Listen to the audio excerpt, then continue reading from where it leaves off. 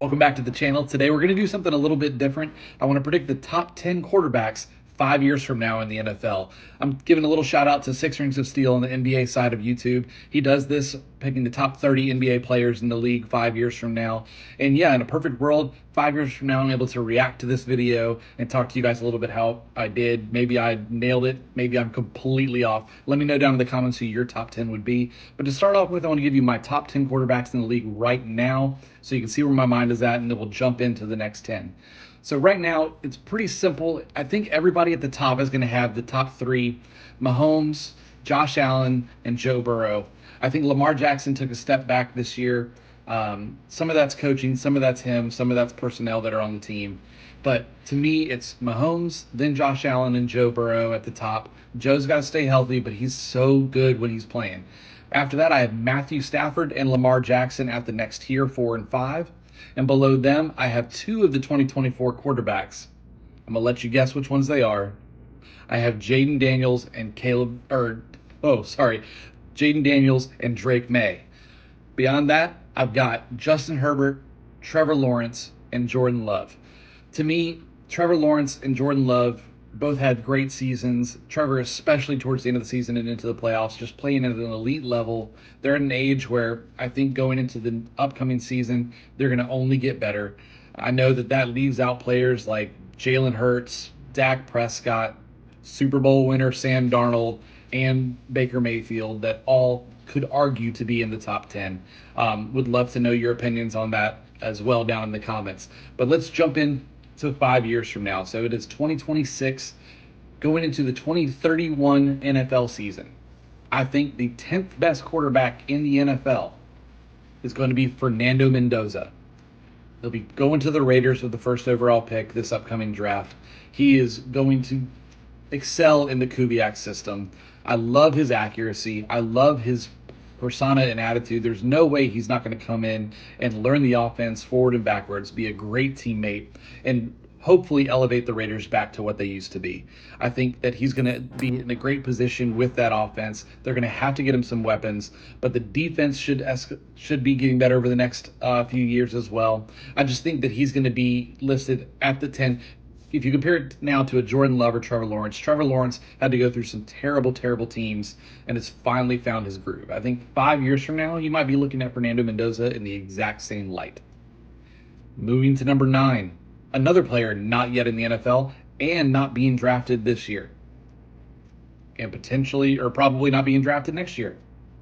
I'm looking at Bryce Underwood, Michigan quarterback. He doesn't have very many games played. He's going to have 2 more years in college before he even sees the NFL. Who knows what team he's going to be on? But he's an elite athlete with precision accuracy at a short distance, and I think he's going to be able to get even better at the long ball. He is someone that could come in and immediately take over an offense. He reminds me a lot of a Jaden Daniels or a Lamar Jackson in that respect. He's so good with the football in his hands and the ball handling at the line of scrimmage. I think that he's going to be surefire top 15, but I'm going top 10 because I want to see him succeed once he gets to the league. At number 8, we have Caleb Williams. He is now into the top 10. I think this last year that he had showed a lot of promise, but once he got to the playoffs, it was more like they were winning in spite of him and not necessarily because of him. He didn't play incredibly bad leading up to the playoffs, but I just think that Caleb's not quite taking that step yet where he's doing it on a consistent basis. But Ben Johnson is such a good coach for him. He's going to have him playing within the offense and not just going off script like he used to do in college and he did his rookie year in the NFL, which led to a lot of extra sacks and just a lot of inaccuracy. So to me, Caleb Williams is going to for sure be in that top 10 5 years from now because of the coaching that's around him, as well as the incredible weapons that they've assembled. At number 7, Justin Herbert. He moves up one spot here. He is, once again, great coach, great system, he's got Mike McDaniel coming to him. I don't know how long he'll stay there. He'll probably bounce back to a head coaching position in the next few years.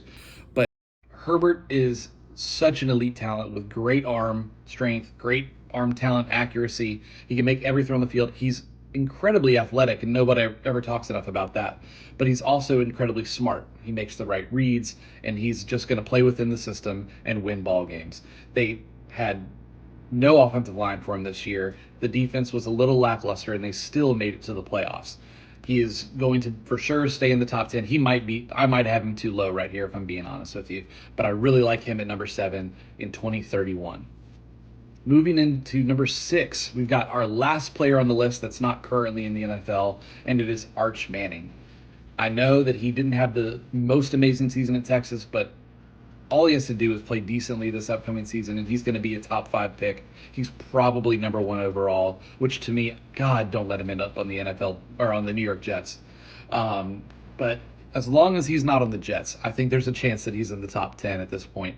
He's really talented. He reminds me a lot of Justin Herbert. He's got the great arm strength. He's got the great athleticism. He's got good size, and he's got the Manning pedigree. I mean, his uncles can teach him, but I think that once he makes it to the NFL, as long as he's in a decent setup and a decent system, he's gonna be fine. Just put talent around him, protect him, and he's gonna be in the top 10 in 5 years.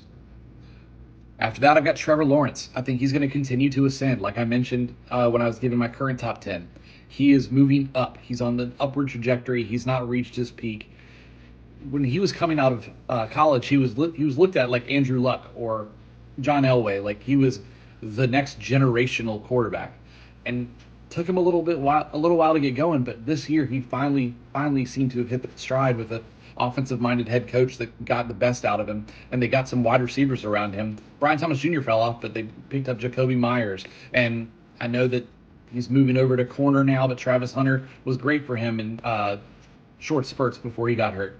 Just keep talent around him, keep him protected, and Trevor Lawrence will be a top 5 quarterback in the next 5 years. Now on to number 4, Patrick Mahomes. He's going to remain in the top 4. I think by this time he'll be in his early 30s. But with the way that he plays, he can play all the way until he's 40 and still be an elite quarterback. The Chiefs, I trust them. I don't know how much longer Andy Reid wants to coach, but as long as he does, Patrick Mahomes is going to be a top 5 quarterback in the league. He's probably going to end his career as number 1 or number 2 all time in most of the important categories, potentially as well as in Super Bowls. But 5 years from now, Patrick Mahomes for sure will be still top 5.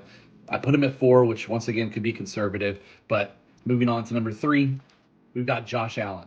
For this, he takes one step backwards. I think he, more than other people on this list, rely on his athleticism. And 5 years from now, as happens with life, he's going to be slightly less athletic than he is now. But he's going to keep that cannon of an arm and his ability to read and his strength. So I think he's still going to be able to run through people and around people to a certain extent. He runs a lot more like a Cam Newton than he does Lamar Jackson or Michael Vick. So the straight line speed is more important than the quickness, and the strength is more important than the quickness as well. And those things should last a little bit longer. So that's why I still have him at number 3. At number 2, I have a player that will still be in his 20s, that is in the NFL, Jaden Daniels.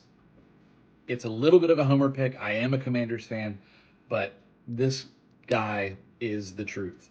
He's incredibly accurate. He's incredibly fast. He's quick. He's cerebral. He understands the game. And so as soon as he can figure it out in the next couple of years to scramble to throw rather than scramble to run, and he does that on a more regular basis, and he gets a new offensive coordinator that's going to let him play out of shotgun, or not out of shotgun, out of under center, and be able to play more play action and use a good run game and get him some weapons, because Terry McLaurin is not enough for your wide receiver core. But I have faith in this front office to do that for him. And in 5 years, he's going to be the number 2 quarterback in the entire league, which leaves number 1, Joe Burrow. I'm a Joe Burrow truther. I believe that as long as he stays healthy, if he were healthy now, he'd be probably number 2 on my list. I just think he's incredibly accurate. He is such a great student of the game. And you've got Jamar Chase with him. In 5 years, Jamar Chase will still be playing. He won't be the number 1 wide receiver in the league, but he'll still be top 10. And that duo with whoever else they put around him are going to continue to be an elite duo in this league for a long time. Joe Burrow's your number 1 quarterback entering the 2031 NFL season. I hope that I'm right, but we'll find out in 5 years. Thank you so much for watching.